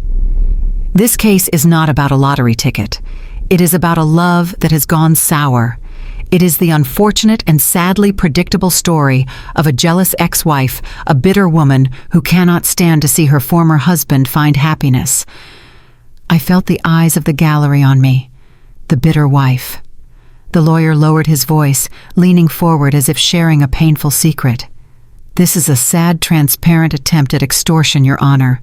Nothing more. I did not react. I did not move a muscle. I had been called worse in the past few weeks. I had been called old trash. I had been called crazy. Bitter was a mild insult. I just kept my eyes on Judge Walsh. She did not seem impressed. She just made a note on her pad, her face impassive. Mr. Davenport? Mark stood up. He did not strut. He did not perform. He simply rose, buttoned his dark suit jacket, and stood. He was the picture of calm, of unshakable fact. Your Honor, he began. His voice was not theatrical. It was quiet. It was clear. It was precise, and it cut through the manufactured drama of the previous speech like a surgeon's scalpel. This case is not about a broken marriage, he said, his voice resonating with clean, cold authority. It is not about love sour or otherwise. His eyes flicked for 1 second to Ryan. It is about ownership honesty and brazen calculated theft. The whispers in the courtroom stopped instantly. Mark continued, his voice steady. We are not here to dispute the end of a marriage, Your Honor. We are here to prove, with irrefutable physical and digital evidence, that the winning $550 million Powerball ticket was purchased by my client, Mrs. Chloe Anderson. He paused, letting the words land. And we will prove that her husband, Mr. Ryan Anderson, discovered that winning ticket, knew it was hers, and then fraudulently claimed it as his own, without her consent, as part of a premeditated plan to abandon her. Mark did not just stand there. He had work to do. He moved with a quiet, lethal precision. He presented the evidence with the calm rhythm of a master carpenter hammering nails into a coffin. Your Honor, Bavkarna, he said. We will now present our evidence. Ryan's silver-haired lawyer immediately stood up. Objection, Your Honor, we have already stipulated that... Judge Walsh cut him off without even looking up from her papers. You have stipulated to nothing, Counselor. Your client's defense is that this is a case of extortion from a bitter ex-wife. She looked at him over the top of her glasses, her eyes like ice. Mr. Davenport is now going to show me precisely why you are wrong. Sit down. He sat. The courtroom was silent. Mark placed the first document on the projector. Exhibit A. The original cash register receipt for the purchase of the winning ticket dated October 16th. A low murmur rippled through the gallery. Exhibit B. A certified bank statement from my client, Mrs. Chloe Anderson, showing a debit card transaction from the same date at the same location for groceries. This confirms her presence at the store. Exhibit C. A sworn notarized affidavit from the store's clerk, Mr. Henderson. Mark's voice was steady, clear, relentless. Mr. Henderson testifies under oath that he remembers Mrs. Anderson, that he spoke with her, and that he personally sold her the winning ticket on the night in question. Ryan's lawyer was on his feet again. Objection, hearsay. This is the testimony of a simple clerk who has nothing to gain. Counselor, Judge Walsh snapped. Unlike your client, overruled. Sit down. And finally, Your Honor, Mark said, his voice dropping slightly. Exhibit D, the fatal blow. He looked at the bailiff. We will now play the store's security camera footage. The lights in the courtroom dimmed. A massive screen descended from the ceiling. Ryan's lawyer was on his feet again, sputtering about privacy and chain of custody, but Judge Walsh just waved him into silence. The screen lit up. The timestamp in the corner read October 16th. The angle was high, looking down on the registers. And there I was. It was me. I was unmistakable. I was wearing my old, faded blue grocery store hoodie, my jeans, my hair pulled back in a messy ponytail. I looked exhausted. I looked exactly like the cheap life Jessica had mocked. I watched myself on the screen, I saw my shoulders slump with fatigue. I saw myself smile faintly at Mr. Henderson. I saw myself hand him the $5 bill, and I saw him clear as day print the ticket and hand it to me. I saw myself take it, look at it, and then stuff it into my pocket before picking up my grocery bag. It was undeniable. It was absolute. That was me. I dared a look. I tore my eyes from the screen and looked at the man who had destroyed my life. I will never, as long as I live, forget the look on his face. Ryan was not just pale. He was white. A sickly, pasty, greenish-white color, stark against the collar of his $5,000 suit. His expensive tan was gone, erased by pure systemic shock. He looked like he was going to be physically sick right there on the courtroom floor. And Jessica. Oh, Jessica. Her perfectly painted red smile was gone. Her face was a pinched, narrow mask of disbelief and pure, unadulterated fury. She turned and looked at Ryan. It was not a look of sympathy. It was not the look of a supportive wife. It was a look of utter venomous contempt. It was the look of a business partner who has just been informed that the investment is worthless. It was a look that said, "You told me she had nothing." It was a look that was sharper than any knife. The footage ended. The lights came up. The silence in the courtroom was absolute. It was deafening. But Mark was not finished. He had one more weapon. "And now, Your Honor," Mark said into the ringing silence, "we present Exhibit E, Mr. Anderson's credit card statements for the 12 months prior to the lottery win." Ryan's lawyer shot to his feet. "Objection irrelevant. This is petty. This is a vindictive act of character assassination." "It speaks directly to intent to defraud, Your Honor." Mark countered, his voice like steel. "It proves that the defense's narrative that this was a simple mistake or a case of a love gone sour is a fabrication. It proves a premeditated plan." "I will allow it," Judge Walsh said, her eyes narrowed. "Briefly, Mr. Davenport." Mark put a single statement on the projector. He highlighted one recurring charge. "A charge for a secret storage unit, Your Honor," he said, his voice projecting to every corner of the room. "A charge that began 8 months before my client purchased that ticket. 8 months. He was already secretly moving his possessions out of their home. He was already planning to abandon his wife." Mark turned, and for the first time he looked directly at Ryan. "The lottery ticket was not the cause of the betrayal, Your Honor. It was simply the accelerator." The silver-haired lawyer was sputtering. "Your Honor, this is absurd. A storage unit. This does not prove ownership of the ticket. It is just a box." But Ryan was not listening. His entire body was vibrating with a frantic animal panic. He stood up abruptly, knocking his chair back. "Your Honor," he shouted, his voice cracking, I found the ticket in the car. I thought it was mine. I just thought it was mine."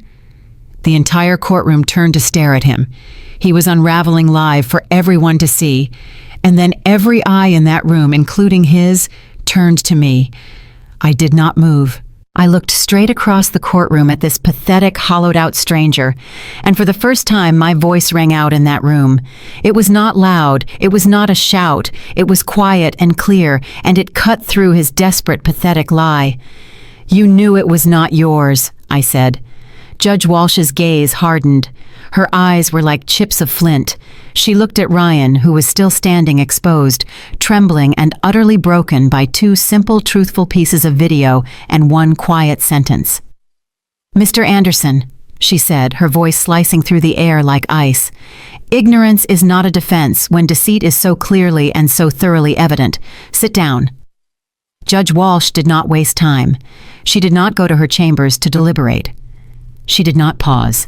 She looked at Ryan, who was still standing, a pathetic, trembling statue of a man exposed and crumbling in his expensive suit. Then her sharp, intelligent eyes moved to me. Her expression was not one of pity. It was one of absolute, unassailable finality. "The evidence is not just compelling," she said. Her voice was not loud, but it cut through the packed courtroom, silencing every whisper. "The evidence is absolute. This court finds that Mrs. Chloe Anderson is the rightful legal and sole owner of the winning lottery ticket." A sound rippled through the gallery. It was a single, sharp, collective gasp. a wave of murmurs, and the sudden frantic scribbling of the reporters in the back. In the hallway, I heard the muffled chaos as the news exploded, the click and whir of cameras. Judge Walsh picked up her gavel. She struck it once. The sound was not a tap. It was a sharp, definitive crack, like a bone snapping. "Quiet." The room fell silent again. She continued, her voice like a scalpel dissecting the rest of his life. "Effective immediately," she said, "all assets, holdings, properties, and accounts derived from the fraudulent claim of this lottery prize are to be frozen." She looked directly at Ryan, whose knees seemed to buckle. "All said assets are to be transferred in full to Mrs. Chloe Anderson. Mr. Anderson, you are further ordered to relinquish any and all related financial holdings, domestic and international, within 30 days. I sat there, my hands folded in my lap. I was waiting. As she spoke those words, transferred in full to Mrs. Chloe Anderson. I waited for the rush, the surge of joy, the triumphant, cleansing feeling of victory I had dreamed about. I waited to feel free. It never came. I did not feel happy. I did not feel vindicated. I just felt empty. A vast, quiet, hollow emptiness. So that was it. It was over. All those months of terror, the nights spent crying above the laundromat, the public humiliation, the character assassination, the fear, the grinding day-to-day fight just to survive. It was done. I had won. But it did not feel like a victory. It just felt like the end. I had fought my way bleeding back to the starting line, back to zero. He had stolen $550 million, but he had also stolen a year of my life. He had stolen my ability to trust. He had stolen the woman I was, the soft, hopeful woman who believed in one day. And no court order, no amount of money could ever give me those things back. A sound sharp and ugly cut through my thoughts. It came from my left. What? It was Jessica. The word was not a shout. It was a sharp, inhaled hiss of pure, venomous disbelief. It was not the shock of a woman witnessing an injustice. It was the raw, unfiltered disgust of a day trader whose stock had just been declared worthless. It was the fury of a bad investor. She turned on Ryan. Her beautiful, smug, scarlet-clad mask was gone. Her face was pinched pale and ugly with contempt. She did not look sympathetic. She looked at him like he was an insect. She leaned in close to his frozen, hollowed-out face and hissed something vicious, something just for him. Then, in one single fluid motion of pure calculation, she stood up. She did not look at him again. She did not look at the judge. She smoothed the front of her red silk dress. She turned her back on him, on the money, on the life she had just lost. And she stormed down the center aisle, her high heels clicking an angry, rapid, solitary retreat, and shoved her way out of the heavy courtroom doors. She was gone. Ryan just stood there completely, utterly alone. His silver-haired lawyer tried to put a hand on his arm, but Ryan did not even seem to notice. He was hollowed out. The color had drained from his face, leaving behind a sickly grayish pallor. He was staring, just staring across the courtroom at me. His eyes were not angry. They were not hateful. They were blank. They were filled with a profound, empty, and childlike confusion. He looked like a man who had been told the sky was green. In that moment, I realized the terrifying truth. He really, truly believed he was going to get away with it. He had told his lie so many times to me, to the media, to Jessica, that it had become his truth. His entire identity, his narrative of destiny, was built on that lie, and it had just been publicly, clinically, and totally annihilated. He had not just lost the money, he had lost his entire story. Mark Davenport placed a hand on my shoulder. His touch was light, professional. "You did it," he said, his voice low. I let out a breath, a long, ragged exhale I felt like I had been holding for one solid year. "No," I said, my voice quiet. "Justice did." The exit was chaos. We were swarmed, microphones, cameras shouting. "Chloe, how do you feel? What will you do with all that money? Do you forgive him, Chloe?" Mark tried to push us through, but I stopped just for a second on the top step of the courthouse. I looked at the sea of flashing lights and hungry faces. "I feel grateful," I said. My voice was clear. "I am not here to destroy anyone. I just wanted the truth to stand. That night, I sat alone in my apartment. The familiar rhythmic thrum of the dryers below was the only sound. My phone, which I had turned back on, buzzed on the counter. A text message from an unknown number. "Chloe, please," it read. "Please, can we talk?" I stared at the words. Can we talk? After everything. After the theft, the lies, the cruelty, the humiliation. He had gambled our 10 years, our entire history for greed, and he had lost. There was nothing left to say. I did not reply. I just pressed the screen, held his number, and blocked him. 3 months passed. The world did not stop spinning. It just shifted on its axis. The hurricane of the trial, the screaming headlines, the rabid reporters, it all slowly finally faded. The noise receded. I was left standing in the quiet, strange, echoing aftermath. I was a woman who had walked into a war with nothing but a second-hand suit and a paper receipt, and I had come out holding an entirely new world. The very first thing I did was not a purchase. It was an erasure. I went back to the courthouse not to fight, but to file paperwork. I shed his name, the name that had been branded on me, the name that had become synonymous with victim and crazy and estranged wife. I walked out into the sunlight, no longer Chloe Anderson. I was Chloe Thompson. I had my own name back. I did not buy a glass mansion overlooking the river. I did not buy a private jet. I did not buy a single red sports car or a yacht.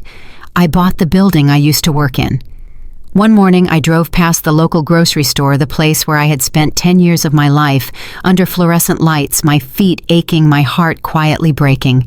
There was a large "for sale" sign in the window, the business having failed. It felt like a sign. A week later, I owned it. 3 months after that, I stood on the sidewalk as a new clean, simple sign was bolted to the facade. It read, "Collins Market in Delhi." Collins was my mother's maiden name. It was not about flaunting wealth. It was not about ego. It was about purpose. It was about taking the very space that had defined my cheap life and turning it into a sanctuary. I did not just buy a building. I started a mission.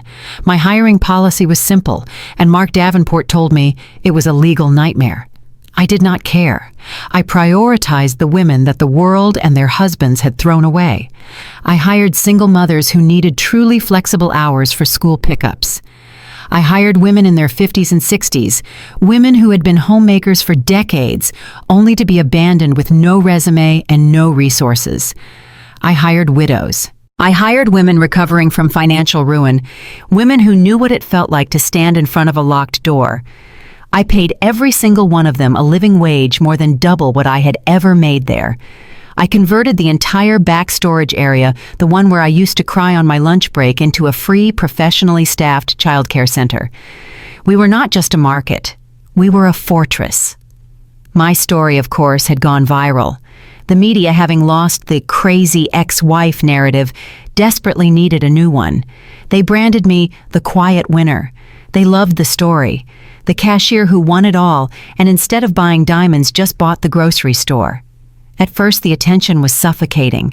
I was still in my heart the woman who hid above a laundromat. But then the letters started coming. Emails, handwritten notes. They came from women all over the country. Women who had been cheated. Women who had been told they were worthless. Women who had sacrificed their careers for families that eventually broke them. I realized my story was not just mine anymore. It was a story for every woman who had ever been told she could not rise again. The market was just the beginning. I took the vast majority of the money, the hundreds of millions, and I created the Second Chance Fund. It was a foundation dedicated legally and financially to helping women who were starting over after betrayal and financial abuse. We did not just write checks. We helped them find new skills. We funded small businesses. We secured safe housing. We built an army of survivors. And Ryan. The media followed his downfall with a relentless, brutal glee. His collapse was faster and more complete than anyone could have imagined. Just as her cold, calculating eyes in the courtroom had promised, Jessica was gone. She had vanished within 1 week of the verdict. She had drained whatever joint accounts she could, access a pathetically small amount, and had reportedly fled to Europe, leaving Ryan to face the legal tidal wave alone. His new friends, the ones who had toasted his destiny, evaporated overnight. The luxury cars were repossessed. The glass mansion was seized and sold at auction to pay the massive legal costs and liens.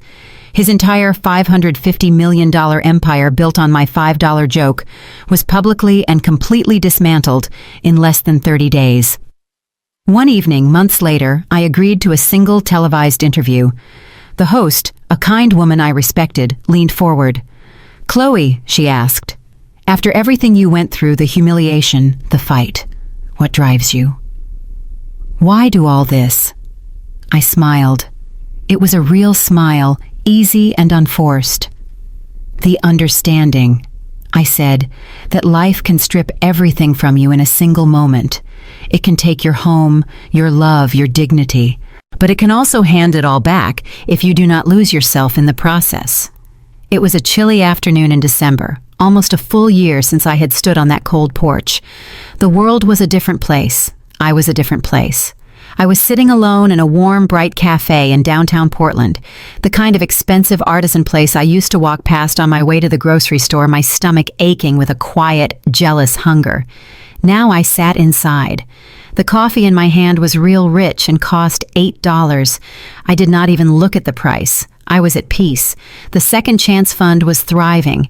We had just housed our 50th family. Collins Market was opening 2 new locations. I was Chloe Thompson, and for the first, of course. Here is the fully written Part 8, Section 2, following all technical and stylistic requirements. It was a chilly afternoon in December, almost a full year since I had stood on that cold porch. The world was a different place.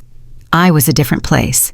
I was sitting alone in a warm, bright cafe in downtown Portland, the kind of expensive artisan place I used to walk past on my way to the grocery store, my stomach aching with a quiet, jealous hunger. Now I sat inside. The coffee in my hand was real rich and cost $8. I did not even look at the price. I was at peace. The Second Chance Fund was thriving. We had just housed our 50th family.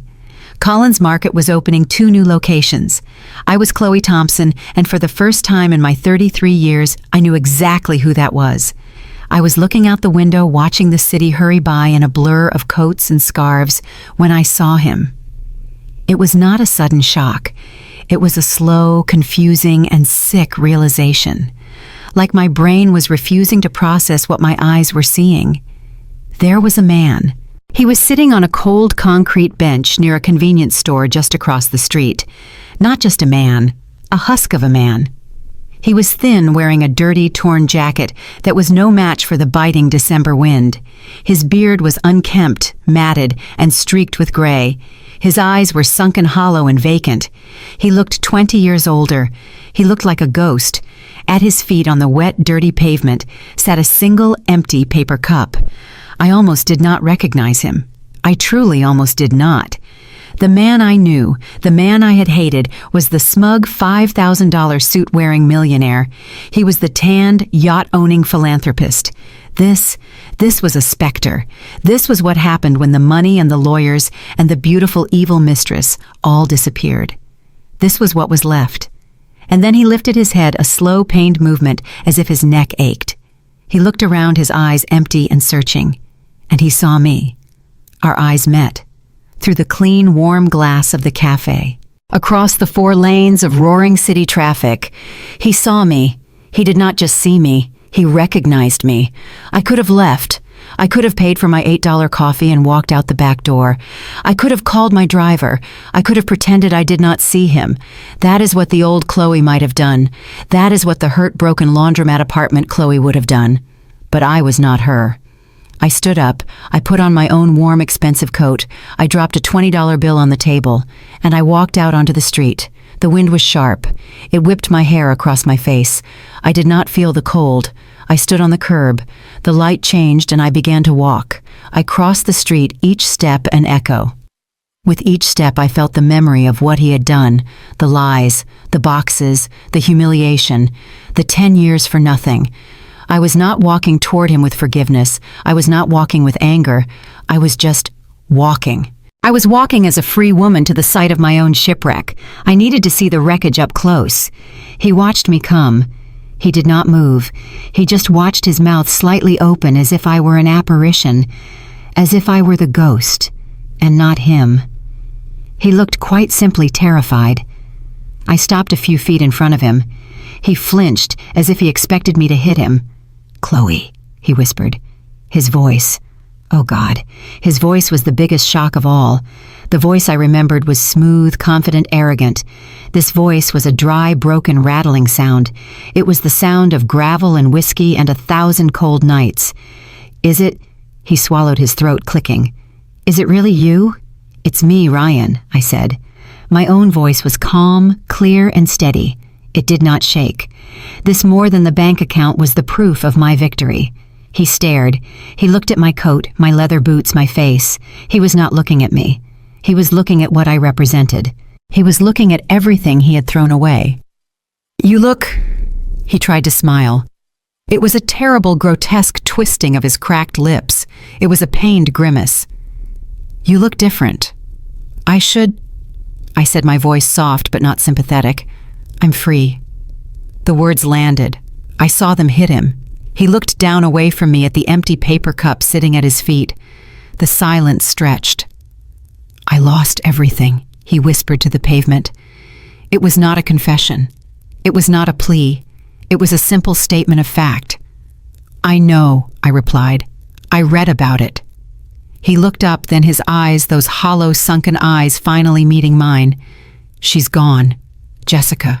She took everything that was left." "I know," I said again. "The house is gone. The cars, my friends." "They were not your friends, Ryan," I said. "They were just moths. You were the light. The light went out." He swallowed hard, that dry clicking sound again. "I was stupid," he muttered, his voice thick. "I was so stupid. I thought the money would make everything better. I thought it would make me better." "It never does," I said. "It just makes you more of what you already were. You were always restless. You were always looking for the next better thing." We stood there. For a long, still moment, neither of us spoke. The air around us smelled faintly suddenly of roasted chestnuts from a vendor on the corner. Cars passed their tires hissing on the wet pavement. Laughter spilled from a bar 2 doors down. Life was going on loud and vibrant and warm all around us. But we were two ghosts. We were trapped in that one cold, silent moment, haunted by the 10 years we used to be. But I realized I was not trapped. He was. I could leave.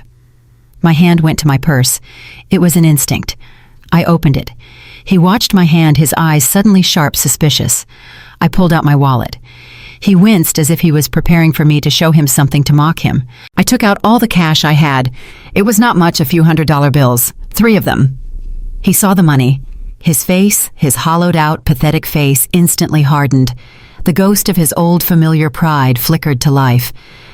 "I don't want your pity," he muttered, his voice turning ugly. "It's not pity," I said, my voice sharp, cutting through his pathetic attempt at pride. I looked him dead in the eye. "It's closure." I leaned down. He did not move. And I placed the 3 crisp $100 bills into his empty paper cup. The sound of the money landing a soft thwack was the loudest sound in the world. I stood up straight. I looked at him one last long time. The man who had been my husband, the man I had loved and hated and fought. He was nothing, just a cold, empty man on a cold, empty bench. I turned and I started to walk away. I did not look back. "I'm sorry," he whispered. No, he shouted it, or he tried to. His voice cracked, broken and desperate. It cut through the traffic noise. "Chloe, wait. I'm sorry. I am so sorry, Chloe. Really, I'm sorry." I paused. I stopped on the curb, my back to him. I did not turn around. I could not. The wind was so cold. It was biting at my cheeks, and I felt the sudden shocking sting of tears in my eyes. The one thing I had not done. I had not cried in front of him. I would not start now. This was it. This was the apology. The one I had screamed for silently in my empty apartment. The one I had craved more than the money, more than the justice. It had finally come. And here it was, a year too late, delivered by a ghost to a woman who no longer needed it. But he had said it, and it was real. I took a deep breath. "So am I, Ryan," I whispered. I said it to the wind, to the city, to the past. I did not know if he heard me. So am I. That was the last time I ever saw him. I never looked back. I walked across the street, got into my warm, safe car, and drove away. As I drove home that night, I turned the radio on. The city lights blurred softly through my windshield, no longer a hostile city, but my city, my home. A song came on, one of those old classic rock songs. Don't Stop Believing. I laughed. It was a small, real, and quiet laugh. How fitting, I thought, because after all of it, after losing everything, after being betrayed and broken and buried, I had not stopped believing. Not in myself. Ryan had chosen greed. I had chosen grace. And grace, I learned, has a funny way of fighting back. Grace, in the end, always wins. This journey taught me that resilience is not the absence of fear, but the choice to move forward despite it. For many women especially, those who sacrifice their own ambitions for their family identity becomes entangled in the people we care for. When that trust is betrayed, it feels like annihilation. But I learned that my worth was never defined by his loyalty or my role as a wife. True strength isn't found in revenge. It's found in the quiet, patient work of rebuilding yourself. Greed burns fast and bright, but integrity is the slow, steady light that endures.